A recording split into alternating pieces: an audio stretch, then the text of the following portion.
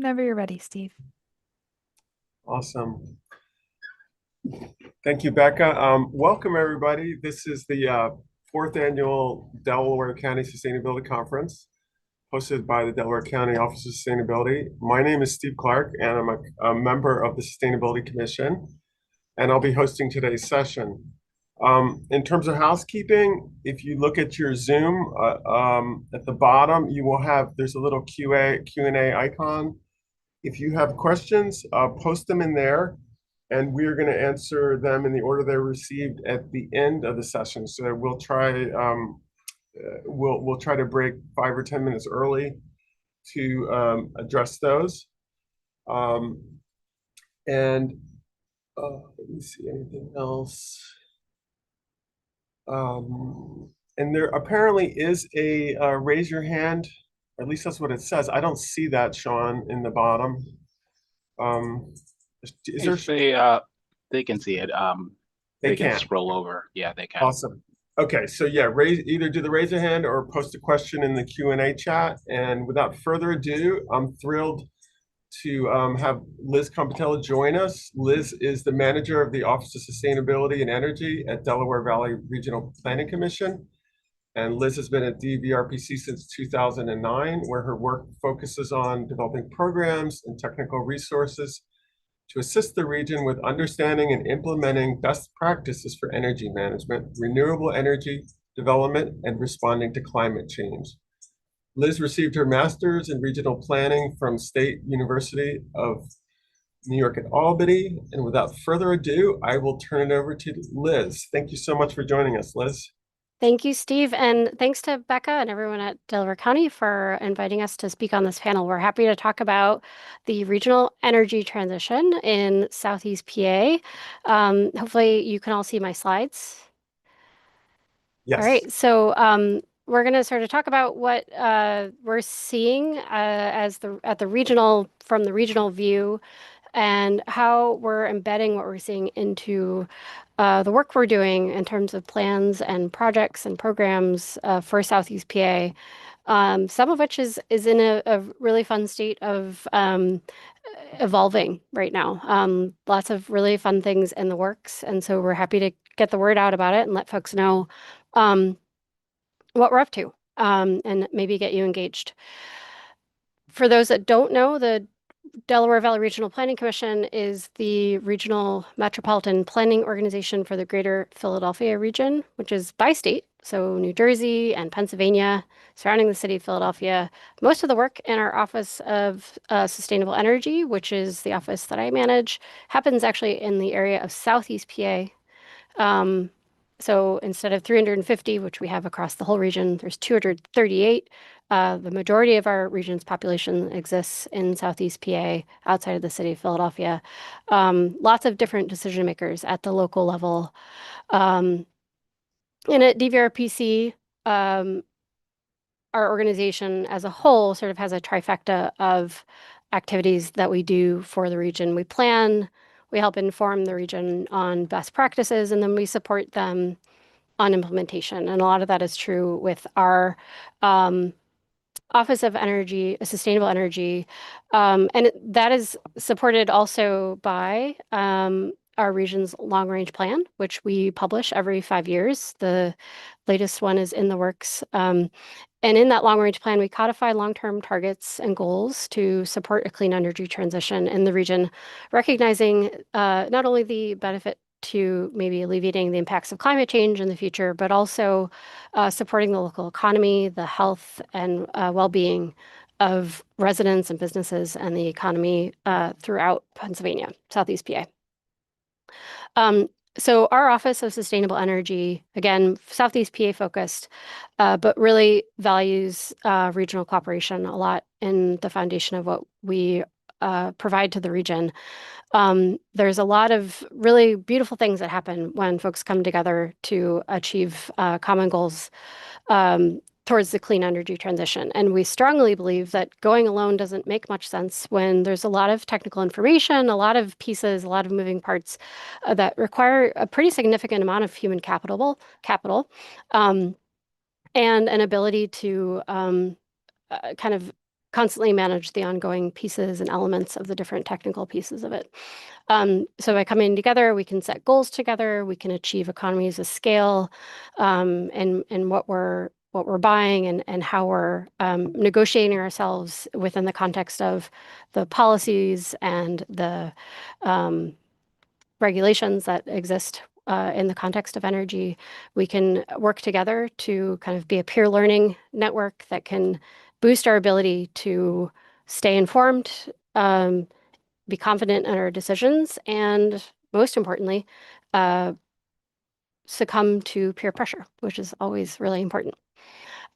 We do this work on energy with a primary focus on the building and electric grid sector. And this is a snapshot of the greenhouse gas emissions in the DVRPC region. We do this inventory every 5 years or so. We actually do have the 2019 data available. It's not yet published on our website, but if any municipality is interested in the 2019 data, you can reach out to myself or others at DVRPC to access it. And essentially, the vast majority, almost 90% of the greenhouse gas emissions associated with what happens in the region come from our use of energy. And the majority of that, 60%, includes residential and commercial buildings. And so this also talks about the electric grid, because in order to power our buildings and homes, we're pulling electricity right off the grid. So this embeds that in there. Transportation being 30%. So our office really focuses on building an electric grid decarbonization strategies, as we've outlined here. So when we think about a regional energy transition, there's kind of 3 things we look at: reducing energy consumption, electrifying our buildings and our vehicles, so transitioning away from direct combustion of fossil fuels, and then ensuring that the electricity, which is even more now that we've electrified everything, though not as much because we've reduced energy consumption, the electricity we're pulling from the grid is coming from a grid that's supplied with carbon-free energy sources as possible. So we've got 3 efforts that are going on right now in the region to support the overall planning and strategizing of how we achieve a regional transition. The first is our climate action plan that is funded by the US EPA, and this is their climate pollution reduction grant program. And this is a directive for all metropolitan statistical areas to create a plan to achieve net zero greenhouse gas emissions by 2050. And we are doing this plan actually for the metropolitan statistical area, which is a little bit larger than DVRPC's typical region. It's got the state of Maryland with Cecil County and the state of Delaware with Newcastle County included in it as well. So this has been a really fun process to come together with 4 states, Pennsylvania, New Jersey, Delaware, Maryland, and 12 counties to sort of figure out how we can, as an MSA, get to net zero greenhouse gas emissions. We published a priority climate action plan last year. That's available, and we're working on right now a comprehensive climate action plan, which is an economy-wide plan to get to net zero that will be due at the end of this year. So we're probably going to be doing some like a notice that plan is available to the public in its draft form at some point later this fall or early winter.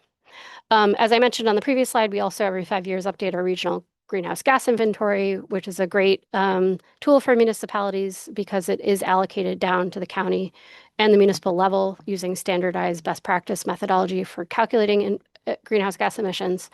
And that's available for everyone to use as the basis for their own climate action planning needs locally. And then last, we're working on a very high level framework of an energy transition for the region, focusing specifically on the building and electric grid sectors. And this is a framework that we're putting together to sort of model and help explain to local decision makers, what does an energy transition look like? What are the elements of it that are out of our sphere of control, and what are those that are within? And for the things that are out of our sphere of control, what are the things we can do to support or encourage what we want to see happen? And then the things that are in our sphere of control, how do we take action? We're hoping that this is done again sometime in the fall, later this year. And this is a list of the programs that we are currently working on in our office. The foundational one is our streetlight program, which has been around since 2015. And This program has focused on the PICO territory of Southeast PA, and we've actually converted about half of the lighting stock, the streetlight stock, to LED through this program, which is about 75 municipalities, 45 or so thousand streetlights. And we do this through kind of a turnkey support where DVRPC holds all of the master contracts for the supply chain needed to make a project like that work. So we're doing all the heavy lifting for the municipalities so they don't have to. We ran 5 rounds of this program. And in the last round, we only were able to get one municipality, which was Downingtown Borough. So we've really kind of gotten all the low-hanging fruit and the medium-hanging fruit in terms of who's really interested in doing this. There are likely many municipalities in PICO territory who do not own their streetlights, where PICO owns their streetlights. If we do run another round of the program, we'd probably want to work in partnership with PICO and the municipalities that don't own them to see if we can support those transitions, because PICO does have a very straightforward process for selling streetlight systems to municipalities. We've done several of the 78 municipalities actually went through that process. And it's a very cost-effective thing to do, and PICO loves it too, so it's a pretty streamlined process as well. The next piece of it is the Sustainable Energy Partnership, which is a partnership between the 4 PA counties to procure large-scale renewables for their operations. I have more slides about kind of what this partnership is and how the counties are working together and planning to expand this. So I'm actually going to save most of what we explained about there for later on, just because I don't want to run out of time.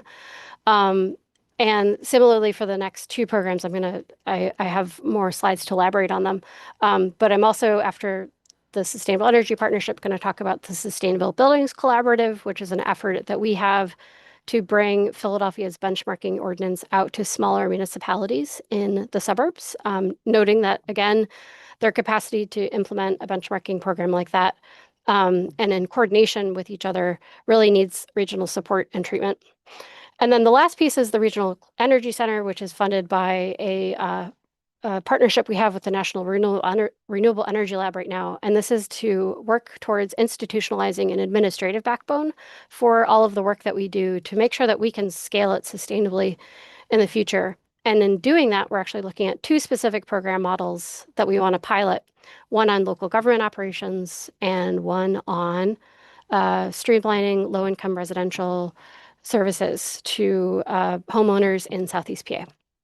So I'm going to go into more detail on all of these things in these next slides. And Becca, just send me nudges throughout if I need to speed up or anything. So this is the Streetlight program, and I talked a lot about what we achieved overall in the program. We do have a really great webpage. I meant to have that on my clipboard so I could just paste it into the chat, but it's dvrpc.org/RSLPP, and you can see kind of all the data and the process for the programs. In Delaware County specifically, we converted more than 13,000 streetlights, lots of energy and cost savings annually, about $600,000 amongst the municipalities that participated. And oh, I'm sorry. I thought I actually had a list of the Delaware County municipalities in here. I will make sure that I send that out to Becca as a follow-up. And again, we want to identify if there's PICO-owned systems.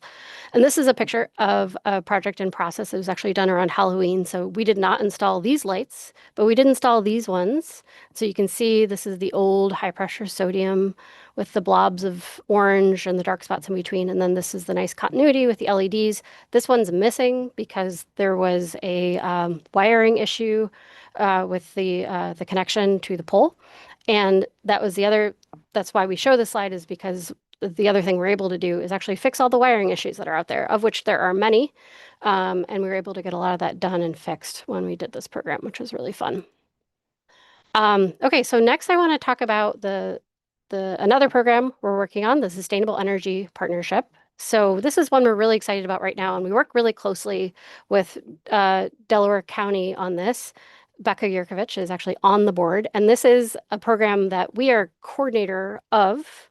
but really is actually a program that the counties are responsible for and run and is theirs. But we like to talk about it, and they let us talk about it, so we do. The Sustainable Energy Partnership is a consortium of Bucks-Chester, Delaware counties to support their purchasing of electricity and renewable energy, specifically for county operations. And to do this, the SEP is what I'm going to be calling them throughout this presentation, established what's called a dedicated wholesale sub-account in PJM. And so into that sub-account, they purchase wholesale electricity, a portfolio of it, for county operations. And they do that as a group, as a nice, beautiful partnership of all four coming together. And their procurement and their partnership is really founded on three goals that they've established together. The first one is to meet renewable energy targets through access to large-scale renewable projects, particularly ones with additionality that are new to the world because the counties wanted to buy it. The second piece of it is access to low and transparent and stable electricity prices. This is something that every local government looks to do. They want their prices to be low, budgetable from year to year, as stewards of taxpayer dollars. And then third, they wanted to be able to onboard additional parties. So this is something that counties are doing with their leadership, but they also know that many other local governments share these other two goals of renewable energy targets and wanting things to be cost effective and budgetable. So they're using this leadership to say, if you join us, you can have these benefits too. But also, if you join us, everybody benefits because it increases the size of our procurement, and we maybe are able to get better pricing or be in better position in the market because of that. So they just started the onboarding process recently, which I'll get into a little bit. So the timeline of how SEP kind of came about is we spent several years actually kind of researching what to do to meet the three goals that are outlined here. How can we structure ourselves to be able to achieve them? And they were initially interested in this because of the work that the city of Philadelphia had done with the Adams Solar project, where they were able to source a roughly 70 megawatt project to power 22% of city of Philadelphia operations with a solar project that was based in Pennsylvania. So the counties were saying, well, we want to access large scale renewables too, but we probably aren't big enough in size. We don't really know how to navigate that. And the way we're buying electricity right now, it doesn't seem like we can even do that. So we spent a couple of years kind of figuring out how to do that. And we, in order to figure that out, talked with many other entities, City of Philadelphia, also the consortium that exists in Pittsburgh and the consortium that exists in Baltimore, to understand how they did what they did, which essentially allows them to achieve the three goals that the counties had already outlined for themselves. And we also hired an energy advisor, NLX, to help us navigate this and understand energy markets better so we could feel confident in that decision. So NLX recommended a dedicated wholesale sub-account. And many of the partners that we talked with, including Philadelphia, Pittsburgh, and Baltimore, were already doing a dedicated wholesale sub-account. So that's what SEP decided to do. And they passed an MOU in 2023 saying that they were going to establish an energy board and authorize the establishment of a sub-account. And in order to do that, they had to kind of develop what they the underlying procurement structure for how the sub-account would be managed and the operating procedures for that as well. In 2024, they established the sub-account by hiring WGL Energy, we like to call them Wiggles, as SEP's supplier, and SEP actually serves as load-serving entity that holds that sub-account on behalf of the four counties.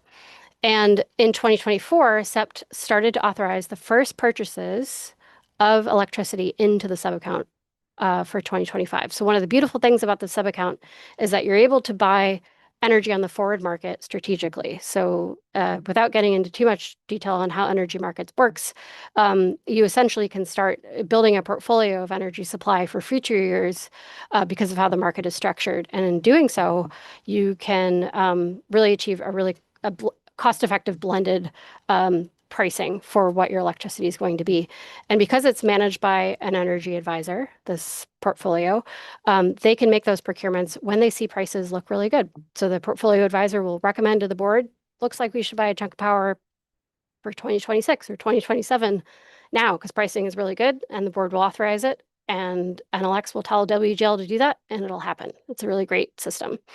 And so in 2024, they basically built out 2025. So when 2025 kicked on, their old contracts expired for conventional for with their retail supplier that they had before they established a sub account, and the sub account came online, and the power started to get delivered to the counties.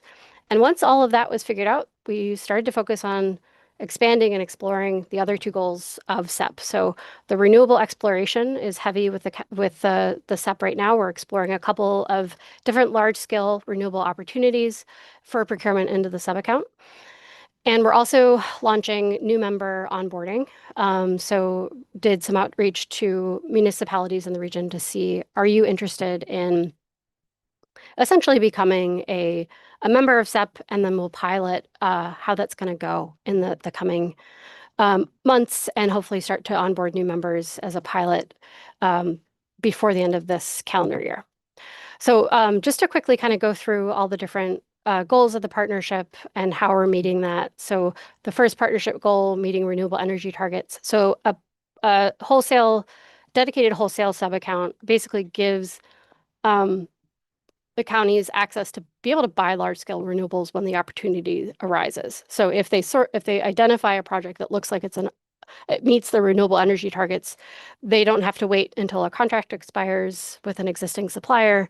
They can buy that at any time and sleeve it into their portfolio. And not only that, but they're also getting timely and ongoing intelligence on what's happening in the market. So the renewable energy market right now is up to a lot in terms of whether or not the projects can get interconnected into the grid because of what's happening at PJM, and whether projects will receive the investment tax credit because of the decisions being made by the House and the Senate in Congress right now. And so just having the ongoing intelligence of how that's going to impact the pricing of these different opportunities is really, really valuable. Partnership number 2, this one is probably got the most benefits associated with it, but the ability to, have low prices that are budgetable, similarly to their readiness to buy renewable energy. Like I mentioned before, they also are ready at any point to buy blocks of power into the portfolio when prices look really good. So that's what our portfolio advisor likes to call market ready. They're ready when needed to be able to make strategic procurements into the account.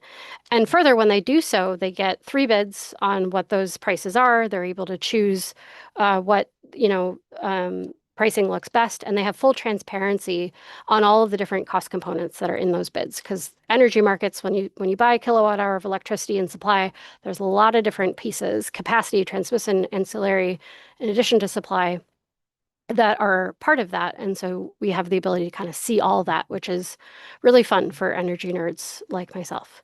And then this idea that because the board is making continued decisions together, they meet quarterly as a board for public meetings, which you're welcome to join. Our next one is going to be in August.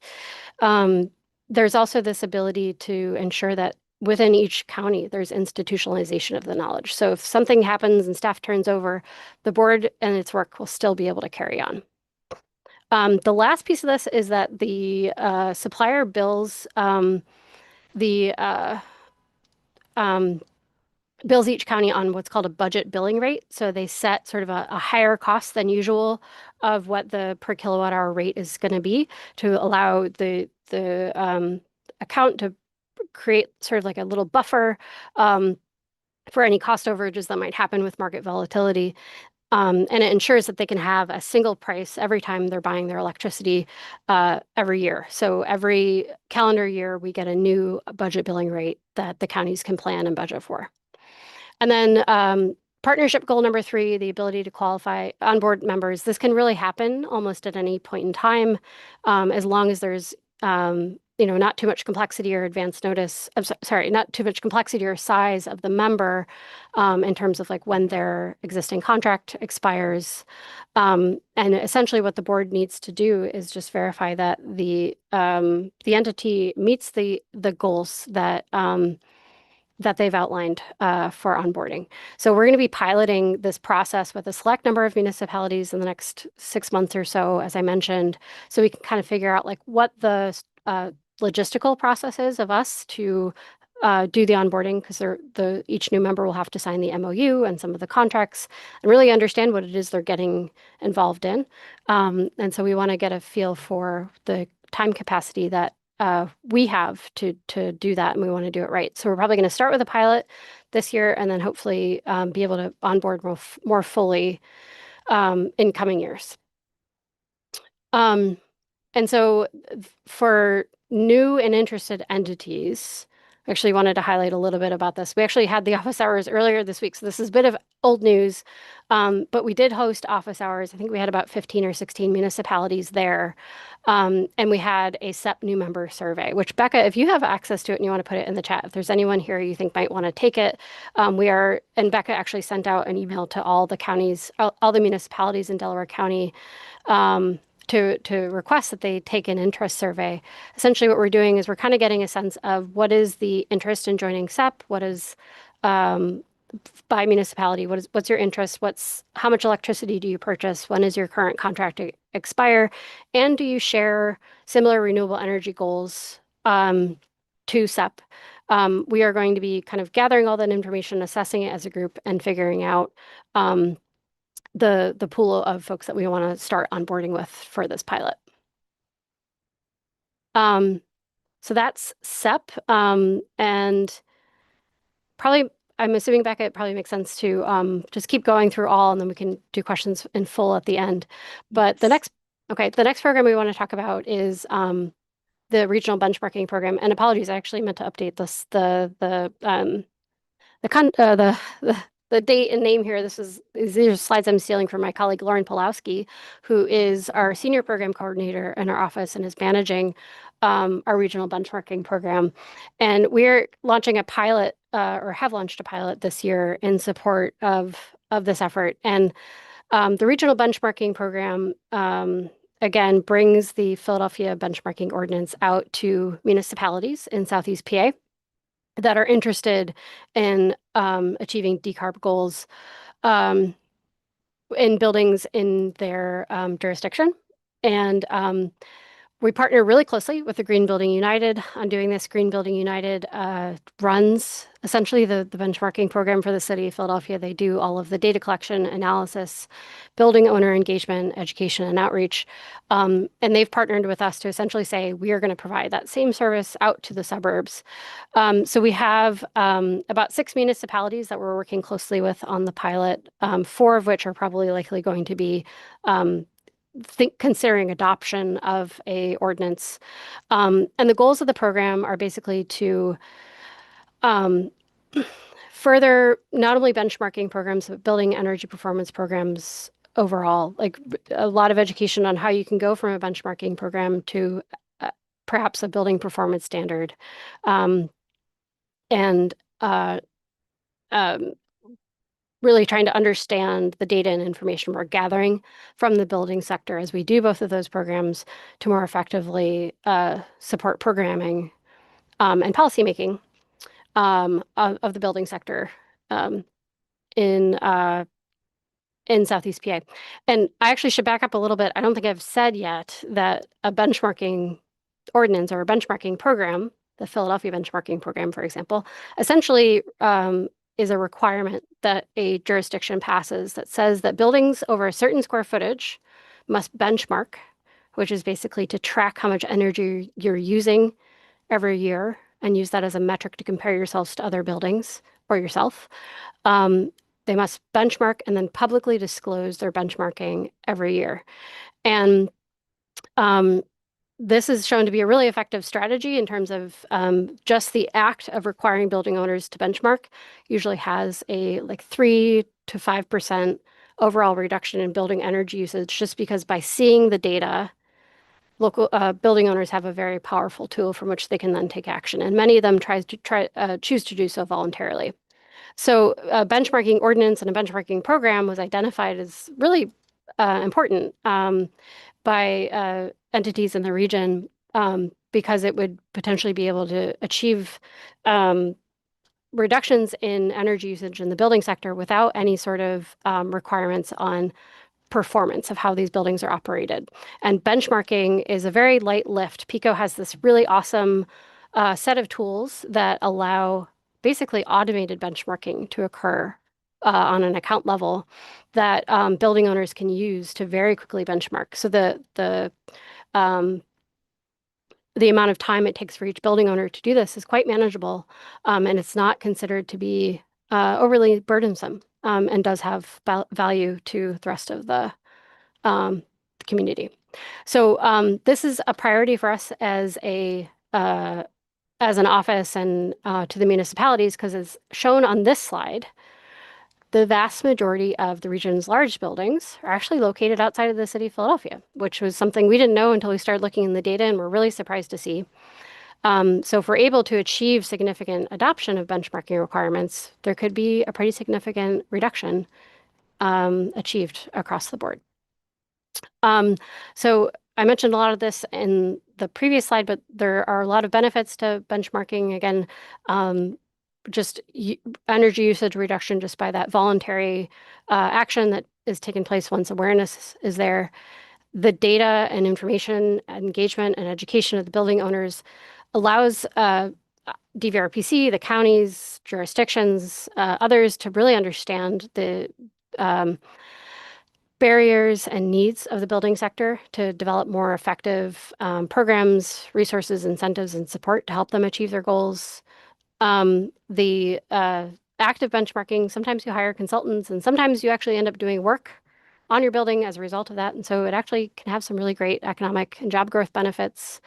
And once you do the work, there's, as many of us know, lots of improvements to the buildings themselves.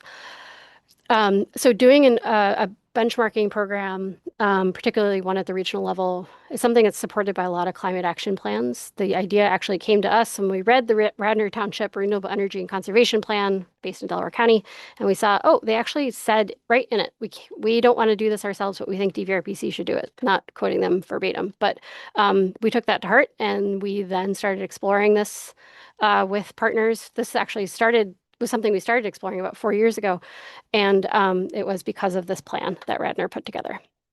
So what we provide for DVRPC and GBU, what we provide to the region is policy support to each of the municipalities. So we have a model ordinance for what they could adopt if they want to require benchmarking. We provide one-on-one education and group education for how to actually get that model ordinance to a place where you can adopt it. And then on the implementation side, GBU, which is currently managing Philadelphia's program, as I mentioned, brings a lot of that experience on how to engage building owners and how to effectively manage the data. And they use a program called BEAM to do that. And they work really closely with building owners to make that as easy as possible. There's expected to be some direct building owner engagement and education throughout all of this.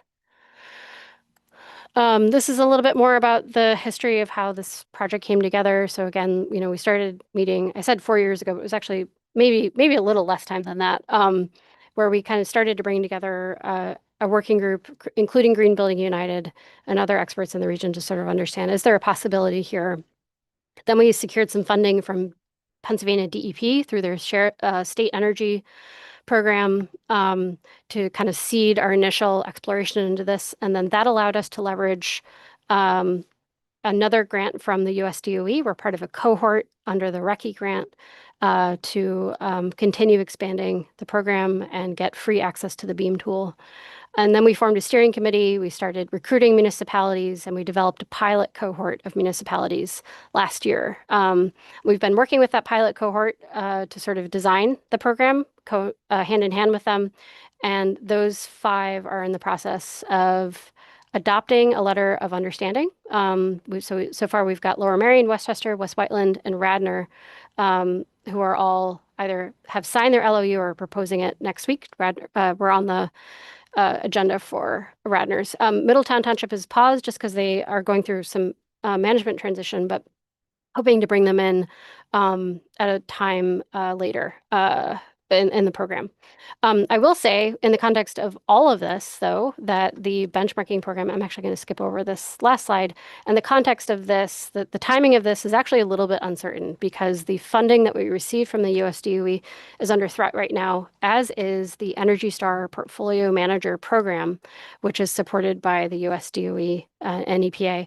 And so without kind of having a crystal ball, we're not sure if the funding will exist or if Energy Star will exist, but we are, through our long-term efforts, really connected to an amazing group of folks that are working to sort of figure out how we can institutionalize this program and all the work we've done, even if funding does go away, and looking at alternate sources of funding as well, because there is so much support for it in the region. Okay, so the last program I'm going to talk about is actually more than just a program. It's actually kind of a whole thing. And that is the exploration that we're doing to establish a regional energy center in Southeast PA. And so this is what I mentioned as our partnership with the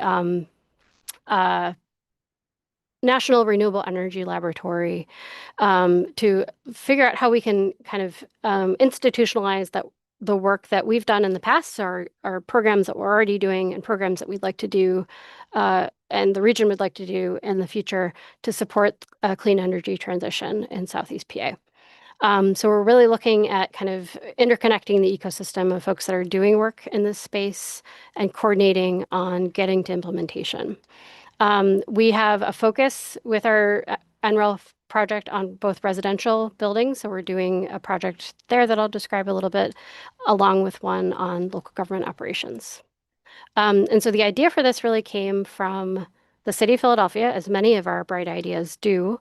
The city of Philadelphia has a Philadelphia Energy Authority that they formed, I think I want to say 7 years ago, might be longer than that, to achieve deep, equitable decarbonization of primarily the building sector in the city of Philadelphia, supporting both local governments, residents, and also businesses.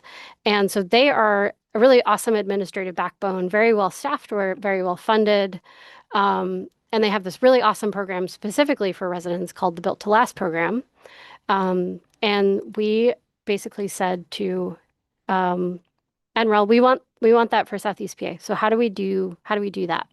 And so we are working with a set of partners right now to evaluate the administrative backbone piece, but then also 2 specific ways in which we can support building decarb programmatically. And the first one is residential buildings, which is what this slide is about. And what we're looking at here is sort of who is in the ecosystem of providing the support to achieving a energy transition within residential buildings in Southeast PA, and how can we support that ecosystem regionally. And again, our kind of inspiration for this goes back to the Philadelphia Energy Authority, the Built to Last program. And I'm just going to talk a little bit about the program, and you can also, there's a lot of really great resources online, but what Built to Last does is it basically provides homeowners that qualify for weatherization and home repair or whole home repair, low-income homeowners in the city of Philadelphia. It provides them a one-stop shop to access all of the services that they're eligible for. So instead of having to fill out 7 to 12 applications, there now is an ability to complete a single application. And the Philadelphia Energy Authority will then help herd all of the organizational cats behind the screen that exist in Philadelphia that are providing those services to make sure that the homeowner has access to them, and provide a lot of case management support to the municipality, to the homeowner in navigating how to achieve a full picture decarbonization of their home through it. And so there's a lot of really amazing benefits to the providers that are out there that are providing home repair, which is health, wealth, and safety or weatherization, and being able to, have access to homeowners and have confident engagement with them, that the homeowner knows how to navigate that. They've got the extra support to do that. And it also really stretches the funding as far as it can possibly go to ensure that the funding that's available for home repair and the funding that's available for weatherization and everything beyond that is used to its fullest extent. And it's a really nice thing. So there's a similar ecosystem of home repair and weatherization providers out in the suburbs that are providing whole home repair funded by the state. Many of them had been doing home repair at the county level for many years in the past.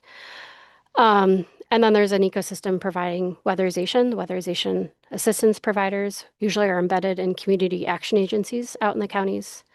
And so we're working with those entities to sort of understand how is this process going and what are the solutions that might help you be able to work more collaboratively together to stretch project dollars and to provide as streamlined as possible intake process for residents. And as part of this work, we're doing a lot of really amazing data analysis on the existing stock of the housing stock in Southeast PA, and seeing that there are a significant number of low-income folks that are experiencing severe energy burden. 35%, I think, is what the data has found. And many homes are not weatherized, and many homes are also in a place where, where health, wealth, and safety measures that could be supported through a home repair program are really, really needed. And so I think there's a strong opportunity here that we've seen in the data that we're hearing is verified through the ecosystem of providers. And so we're looking at solutions there. I also want to take a little bit of a step back and just say that the significance of the health, wealth, and safety piece is pretty big for Southeast PA and Pennsylvania in general, because we have a lot of very old housing stock that is in need of significant repair. And that kind of repair really needs to happen before you can do anything else in the circle of decarbonization.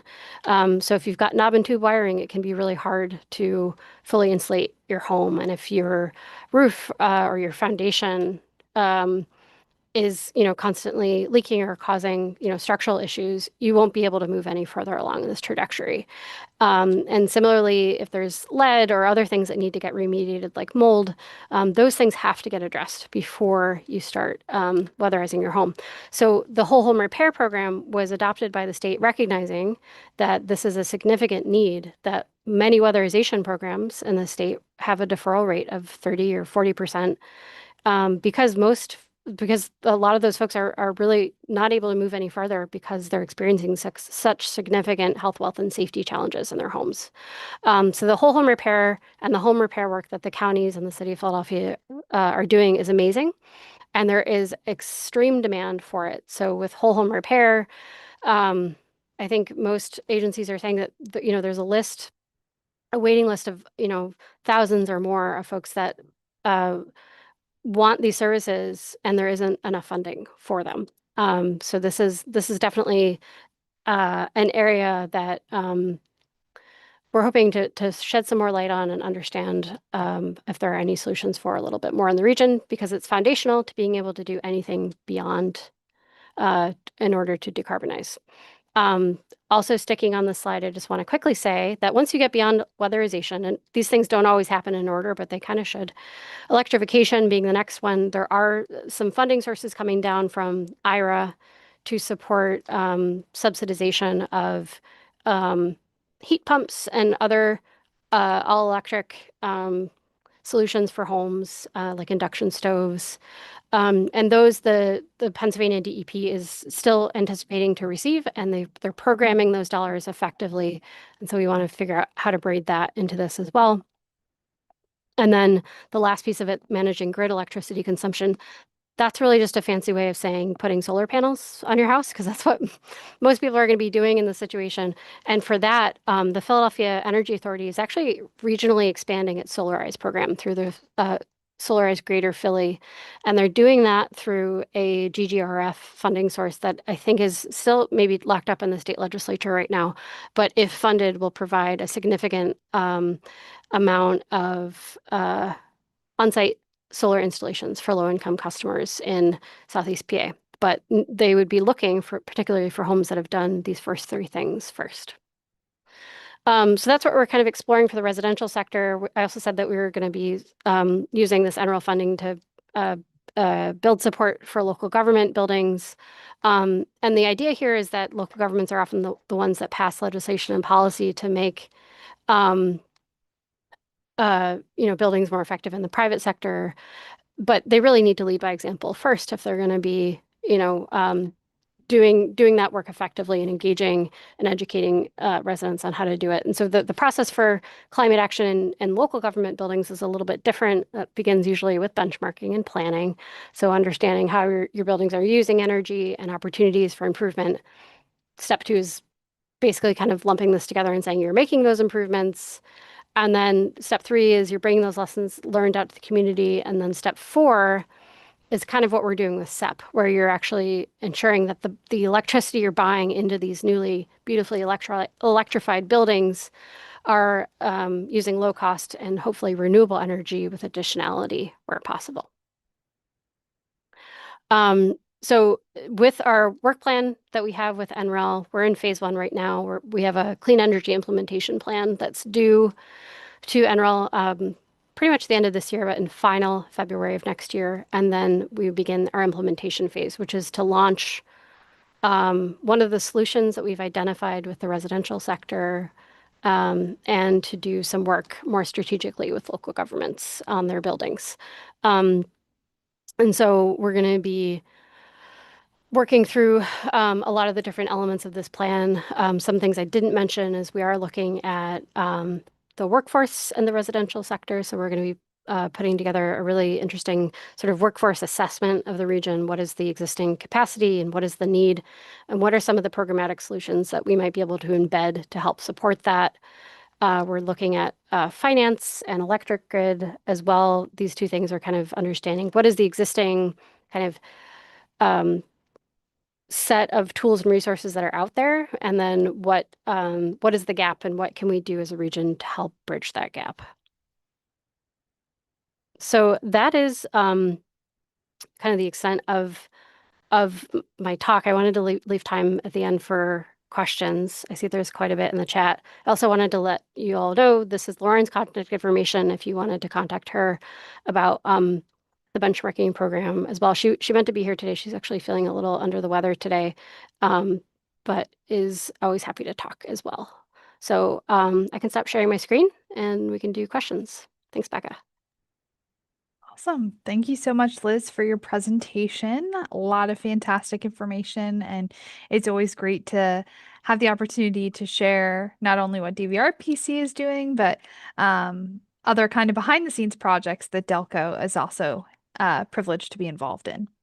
So to get started, dive right in with questions. The first question we have comes from Ira Josephs, who shared, do you know of PA community solar projects waiting to be developed when the law allows it? If so, how many? I do not know of any, and I'm not sure if I'm even the best person to answer this question. I think there are some folks that are tracking large scale projects, particularly from a perspective of who wants to use direct pay and who has used tax incentives through IRA. And so I think that maybe Penn Future has a map. There might be some resources, the state level, that are sort of tracking this, but not aware of anything on my end. Thank you. Next question comes from Dan Berman in Radnor Township EAC. What is the process for implementing CCAs or community choice aggregations in Southeastern Pennsylvania? Yeah, so community choice aggregation is, oh, sorry, Rebecca, I didn't realize there was more to that question. He said, example is several municipalities west of Philadelphia have applied to PUC 1 to 2 years ago. Yeah, so community choice aggregation, for those that aren't aware, is a tool that local governments can use that allows them to basically buy the electricity generation supply on behalf of all of their residents and businesses. They go out to market, they say, we've got this much annual electric load, and they secure a contract for that supply. And it gives them the flexibility to get, kind of like we did with SEP, low costs, renewable energy, if possible. And so community choice aggregation has actually been thought of as one of those really amazing tools for advancing the clean energy transition. It does require state enabling legislation. So there currently is no state enabling legislation that explicitly is for CCA in the sense that it would allow municipalities to do it and then have residents opt out if they didn't want to participate. Right now, it allows municipalities to do it and then have residents opt in, which isn't seen as an effective strategy for going out to market and trying to secure really good prices. So the CCA for PA effort that Daniel is referencing, not sure where that question went, is an effort led by a group of folks in Southeast PA, and they've gone to the Public Utility Commission and basically said that the Pennsylvania Borough Code does actually allow for opt-out community choice aggregation to exist. And I have the same question, Daniel. I'm not sure where that is. I think it's under review by the PUC, and that there is significant municipal support for it. So maybe that could be the topic of a future educational session. I'm probably going to actually make a note to myself to do some digging on that too, because I think it's nice to see where that's going. Awesome. And I'm actually going to jump down a little bit to stay on the same theme. But from Shari Stuber, she said, "What's your take on CCA? Is it an effective way to provide renewable for residents?" I think it can be for sure, and it's definitely used in other states where enabling legislation exists to support renewable energy development and to actually engender specific projects for that cause. I think it has to be done very carefully to ensure that energy costs stay manageable, especially for low-income folks, and that there is, opt-out provisions for folks that might be burdened if they um, were if the costs were higher. But I think it's a great tool to have in the toolbox, and hopefully we can see an effort exist in the region on it. Awesome. And staying on the same topic, Daniel Burnham did also ask, how does the Sustainable Energy Partnership differ from a CCA?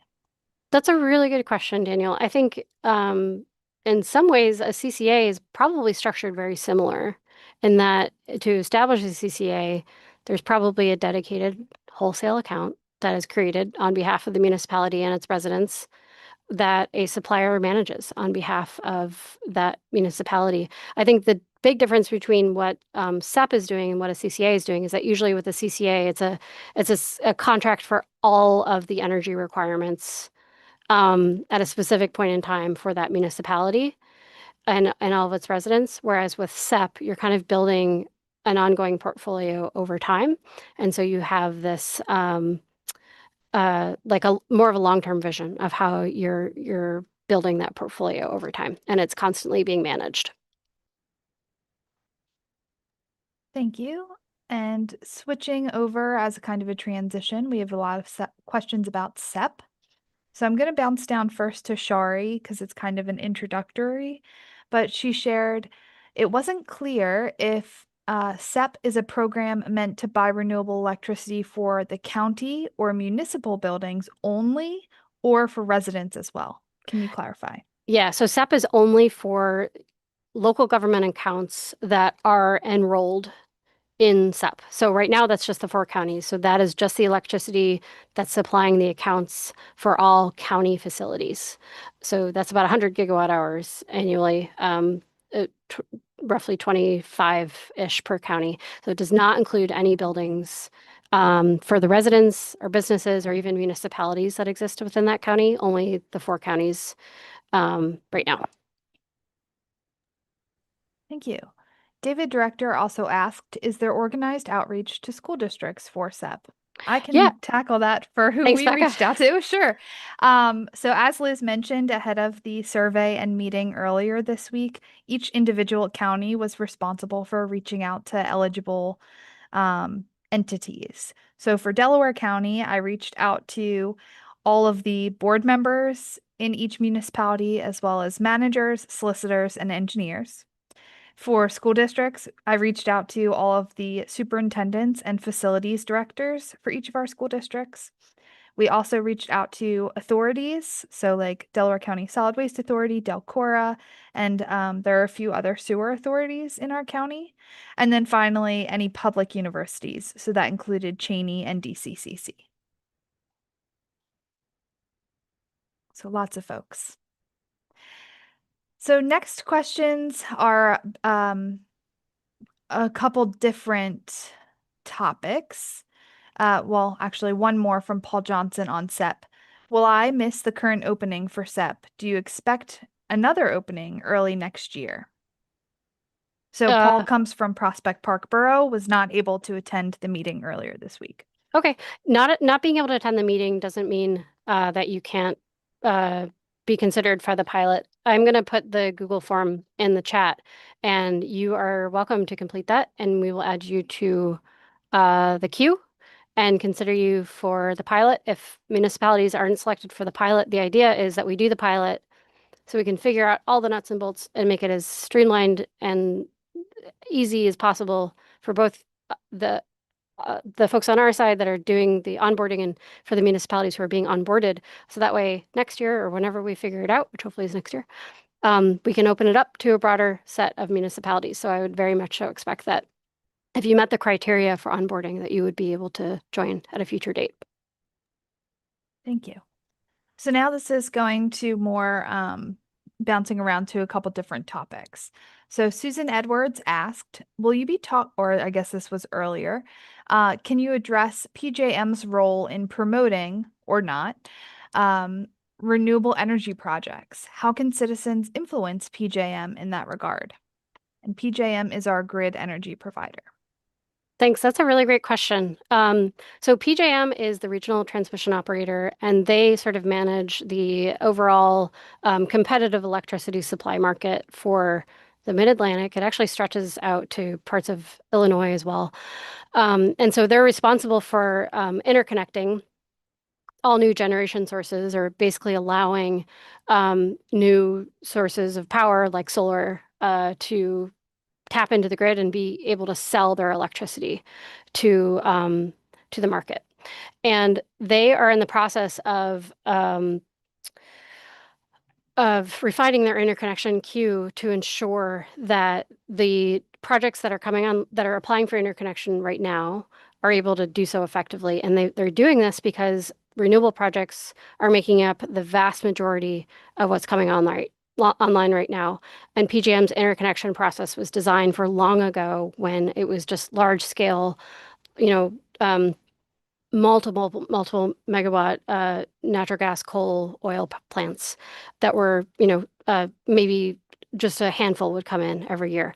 But now we're seeing these smaller 5, 10, 15, 5, 20, 100 megawatt solar projects or wind projects that are coming on, and there's many more of them. And PJM wasn't able to keep up with how to interconnect them effectively because it's a different type of power, intermittent, different than what they had been permitting in the past. So they actually paused the interconnection queue and haven't, I don't think, really rekindled it for projects that are larger than 20 megawatts to make this more effectively going forward. But I think there has been a lot of criticism about PJM's kind of responsiveness to this, but also their overall sort of structuring of how they're valuing renewable energy within the electric grid. And so I think there is a lot of opportunity to let folks at PJM and also FERC, which is the Federal Energy Regulatory Commission, know about concerns there. I think it's a lot to stay involved or engaged on. There's a lot of technical aspects going on in the energy world right now. But if you're interested, the FERC Office of OPP, Public Participation, was created exactly for this. So there was a way to kind of democratize individual and community level engagement with wholesale markets. So FERC regulates PJM. With PJM, I think there's perhaps a little bit less of an ability to sort of comment on things, but there actually is an effort by our office to sort of evaluate some of the ways in which individuals and communities can start engaging with FERC, PJM, PUC, and utilities more effectively going forward. Alrighty, so we are at the top of our hour, but we do have three remaining quick questions that we're going to try to hit before we turn it over to Steve to close us out. So first question's pretty quick-ish from Phil Coleman. Does the benchmarking program use Portfolio Manager? And if so, is there a plan to continue if the Trump administration kills it, which is happening currently as rumors? Yep, that is the rumor we're hearing as well, and the program does use Energy Start Portfolio Manager. The Institute for Market Transformation, which is a organization that actually spearheaded a lot of the technical assistance and resource sharing for benchmarking programs, it convened a group nationally to sort of understand, what is the path forward if we lose ESPM, Energy Start Portfolio Manager. And there are a lot of organizations thinking about how we can provide similar functionality to ESPM if it goes away from the federal level. And that functionality would mean that it is free, it has all the same metrics that it's tracking, and privacy of data. And so there are actually a lot of private and nonprofit companies out there right now saying that they're doing the same as ESPM, and sort of the guidance we've received from our folks on our Department of Energy grant that we're working with, not DOE themselves, but the folks on the grant and IMT, is to wait and kind of see what happens, and don't don't trust what's out there right now, but that there will be sort of a unified like blessing of an alternative to ESPM if we need to do that in the future. Thank you. We also have another one of does and or did the regional street light procurement program use dark sky compliant LED lighting to minimize impact to lighting on natural night environments? Yeah, that's a great question. And we just got a recent ask about that from some folks in Downingtown Borough who are just about to go under construction. So dark sky compliant is basically ensuring that the lights that you're putting in emit as little sky glow or light pollution as possible, so you can see the stars at night, and to protect avian and other animal migration that happens primarily at night.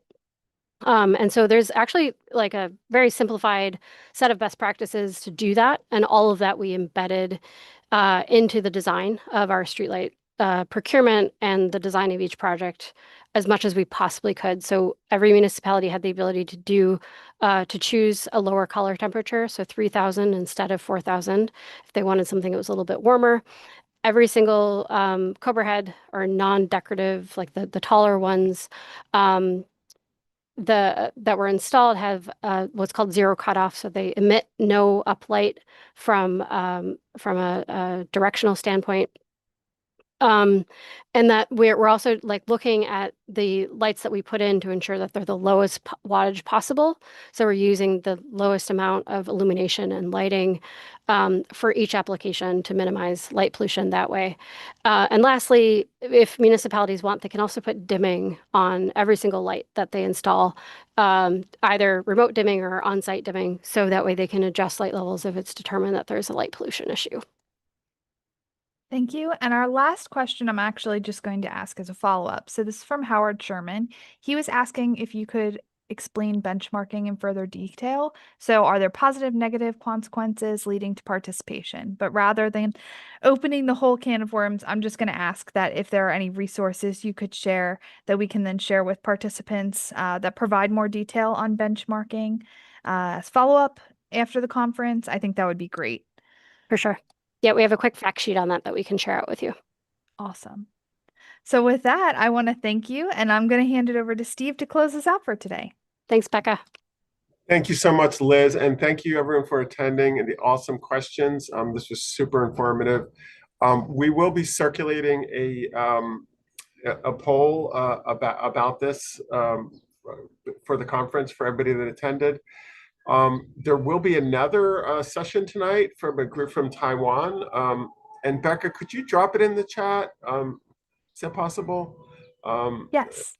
For one at 7:30, called Global Goals, Local Leadership, Sustainability Success Stories and Innovations from Pingtung County, Taiwan.